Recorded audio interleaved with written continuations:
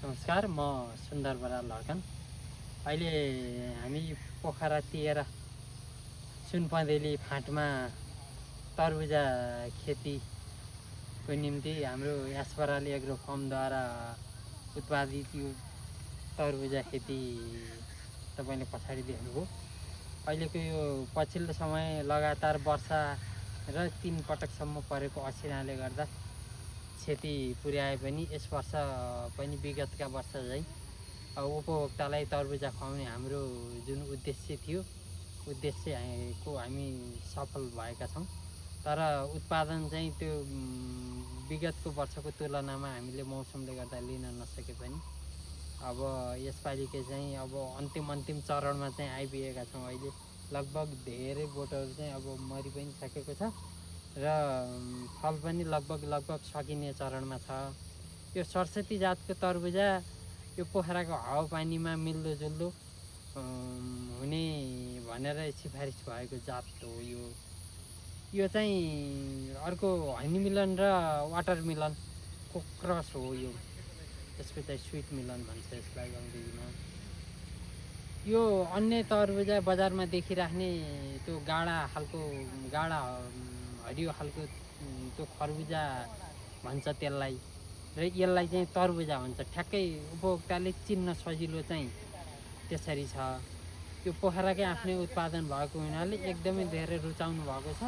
अब यो अहिलेसम्म चाहिँ यो सिजनमा मात्रै उत्पादन भइरहेको हुनाले सिजनमा चाहिँ उपभोक्ताले यसरी बारीमै आएर टिपेर लैजाने भएको हुँदा उपभोक्तामा पनि सन्तुष्टि एकदमै पाइयो र हामीलाई पनि खुसी लाग्यो। किन भन्दा उपभोक्ताले बजारमै आएर लाँदाखेरि बिचमा बिचौलियाको पनि बिचमा प्रवेश हुन पाएन।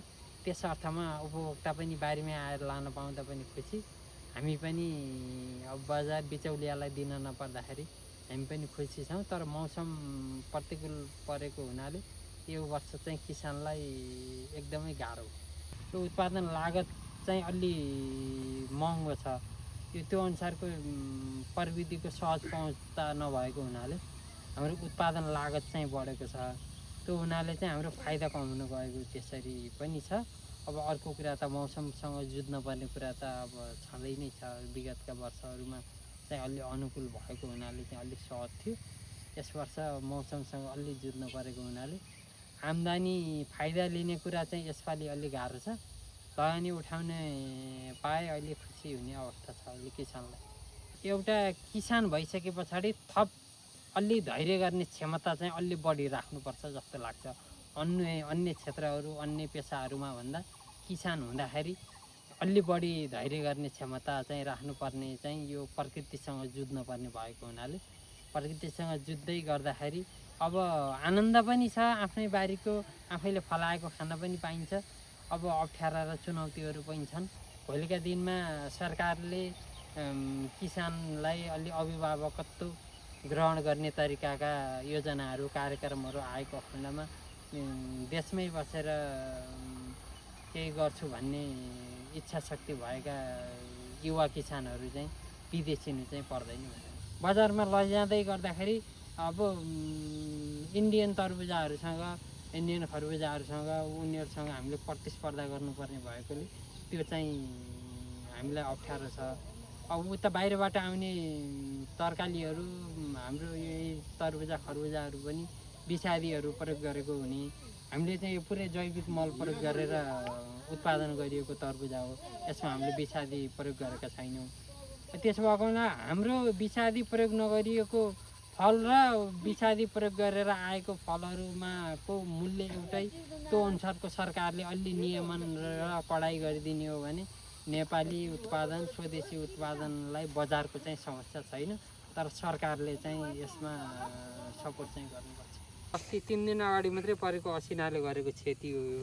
त्यस्तो प्रायः जस्तो दानामा लाग्ने बित्तिकै यो पट्टै फुटिहाल्छ। यो पाकेर तयार भएको तरबुजा असाध्यै खुसी लागेको छ।